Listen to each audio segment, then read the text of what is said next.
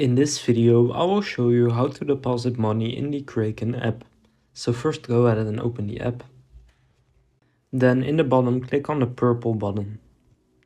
That will take you right here. Here you can see deposit, and then you can either deposit cash or crypto. So I want to do cash, so I'm going to click on deposit. Then choose my currency, so for me it's euro. Then I want to link a bank account. Then here just search up your bank, so I'm using Revolut right now. Then choose how much money you want to deposit. Let's say I want to do 10 euros. Then click on review. And then go ahead and swipe to confirm.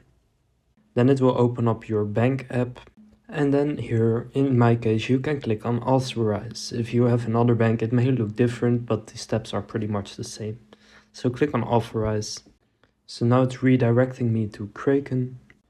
And now, as you can see, the deposit is initiated. Your funds are being processed and will be added to your account. So then you can tap anywhere. And now, as you can see, under transactions, it says deposit of 10 euros. So that's how you can deposit money in the Kraken app.